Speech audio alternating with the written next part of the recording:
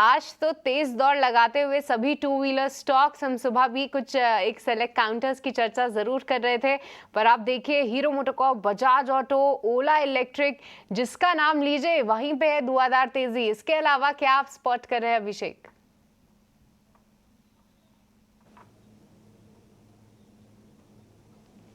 सृष्टि, आप ज़्यादा समझती होंगी कि टू व्हीलर शेयरों में तेज़ी क्यों हो रही है, लेकिन निश्चित तौर पर देखिए मॉनसून ठीक ठाक बीता है और आगे अब फेस्टिव सीज़न है, तो ये एक सिक्लिकलिटी वाला भी इम्पैक्ट आता है ये टू व्हीलर स्टॉक्स पर। और निश्चित तौर पर जो नए लॉन्चेस हो रहे हैं उसका दम भी मिल रहा है। बजाज ने अपनी जो बाइक उतारी है ट्रायम्फ सीरीज़ की, उसमें 2 नए एडिशन किए हैं और बुकिंग भी स्टार्ट कर दी है ट्रायम्फ की वेबसाइट से। इस पर आगे हम कंपनी के मैनेजमेंट से बातचीत करने की कोशिश करेंगे। हमारे सहयोगी सुमित वहाँ पर हैं इवेंट में और उनसे जानेंगे कि क्या कुछ हुआ है इसको लेकर। लेकिन अगर बाजार की बात करें तो निश्चित तौर पर एक नए हाई के बाद एक बड़ा इवेंट सामने खड़ा है यूएस फेड का। आज से एफओएमसी की बैठक शुरू हो जाएगी 2 दिनों की और कल देर रात फैसला आएगा यूएस फेड का। हमारे बाजारों पे इम्पैक्ट दिखेगा गुरुवार को।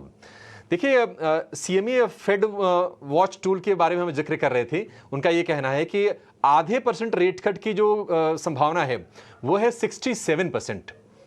तो कहीं ना कहीं अब चर्चा इस बात की नहीं है कि नहीं रेट कट होगा या नहीं, अब चर्चा इस बात की है कि 1/4% या आधा %। 1/4% है बिल्कुल डिस्काउंटेड, मतलब बाजार में उसको लेकर कोई खास उत्साह नहीं आ गया, फिर अगर आया तो फौरी होगा, उसको ज़्यादा टिकाऊ होगा ऐसा हम नहीं देखेंगे। लेकिन अगर आधा % आता है तो निश्चित तौर पर बाजार को थोड़ा सा उसे राहत ज़रूर मिलेगी और उसमें भी खेमा बटा हुआ है। अगर आप देखेंगे तो जो इंटरेस्ट रेट सेंसिटिव्स हैं उसमें आप ऑटो को भी जोड़ सकते हैं, उसमें आप रियल एस्टेट को जोड़ लीजिए, बैंकिंग तो है ही, उनके लिए थोड़ा सा ये पॉजिटिव होगा क्योंकि यहाँ पर भी भारत में भी जब आरबीआई की अगली पॉलिसी आएगी तो वहाँ पर रेट की कटौती को लेकर उम्मीदें, संभावनाएं दोनों ही बढ़ते हुए दिखेंगी।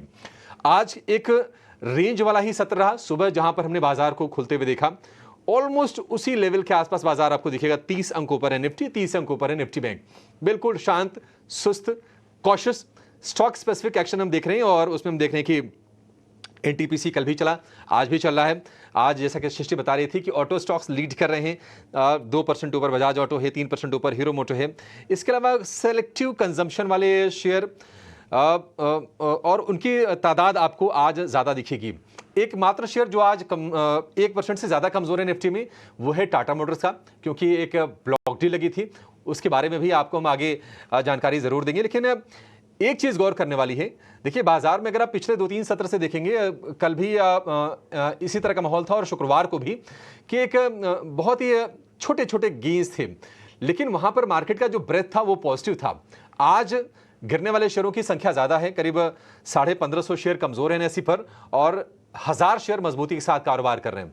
तो वहाँ से भी हम देख रहे हैं कि थोड़ा कॉशियस अप्रोच ही है। एक बार इवेंट बीत जाए उसके बाद हम हो सकता है कि फिर से एक नए दौर की हम तेज़ी देखेंगे। लेकिन चलिए, अपने एक्सपर्ट्स को जोड़ने का समय हो गया है शो में और एक व्यू लेते हैं बाजार पर और उसके साथ साथ हम एक्सपर्ट से ये भी जानेंगे कि ट्रेड के मौके कहाँ पर दिख रहे हैं। हमारे साथ जुड़ गए हैं देवांग शाह और इसके अलावा एक्सिस सिक्योरिटी से राजेश पालबिया भी हमारे साथ हैं और इसके अलावा फंडामेंटल एक्सपर्ट हैं रोहन मेहताब। शुरुआत राजेश जी आपसे करेंगे। बहुत शुक्रिया समय देने के लिए, स्वागत है टेक्नो स्वदेश पर आप सभी का। मार्केट को राजेश जी क्या अगले आप 2-3 दिन तक रेंज में देख रहे हैं, फेड की पॉलिसी आने तक और भारतीय बाजारों में उसका इम्पैक्ट दिखने तक? Good afternoon Abhishek ji. तो निफ्टी में हम बात करें तो 25,450 से लेके 25,500 एक सप्लाई जोन बना हुआ है। हमें लगता है कि 25,500 का लेवल अगर क्रॉस करता है निफ्टी तो एक बड़ा मूव हायर साइड पे बनते हुए दिखेगा। जरूर एक महत्वपूर्ण इवेंट है जिसके आउटकम का काफी समय से वेट है और मार्केट काफी पोजीशनिंग भी देखे मार्केट में तो थोड़ा कॉशियस स्टांस भी देखने को मिला है। पिछले दिनों में थोड़ा हायर साइड से प्रॉफिट टेकिंग भी होते हुए दिखा है। स्टॉक स्पेसिफिक स्टॉक्स में कहीं ना कहीं थोड़ा प्रॉफिट टेकिंग भी देखने को मिला है, बट ब्रॉडर मार्केट अभी भी यहाँ पे बुलिश है। जिस तरीके से निफ्टी कंफर्टेबली 25,200 के ऊपर सस्टेन कर रहा है, हमें लगता है कि जब तक ये 25,200 के ऊपर बना हुआ है ट्रेंड तो हमारे मार्केट का बुलिश है। और एक बार ये जैसे इवेंट का आउटकम अनफोल्ड होता है उसके बाद हमें लगता है वापस से एक रैली यहाँ पे एक्सपेक्टेड है। हो सकता है निफ्टी यहाँ से 25,800 की तरफ भी बढ़ते हुए दिखे। तो अभी जो पोजीशन बनी हुई है उसके हिसाब से हमें लगता है 25,200 के स्टॉप लॉस से पोजीशन लॉन्ग साइड का अभी होल्ड किया जा सकता है। और हमें लगता है कि पॉसिबली इवेंट के आउटकम के बाद ये रैली एक्सटेंड होते हुए दिखेगी। बैंक निफ्टी काफी इंटरेस्टिंग लग रहा है।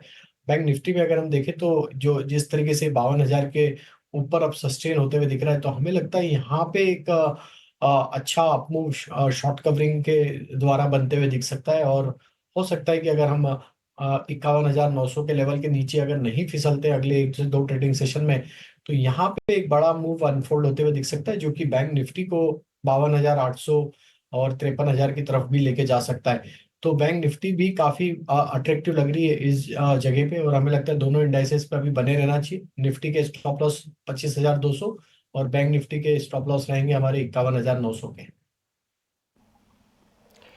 ठीक है, तो ये नज़रिया निफ्टी और बैंक निफ्टी में। पर चलिए अब आगे बढ़ते हैं। हमारे सभी एक्सपर्ट्स हमारे साथ मौजूद हैं, उनसे समझेंगे कहाँ पे हैं उनके ओपनिंग ट्रेड, क्लोजिंग ट्रेड्स।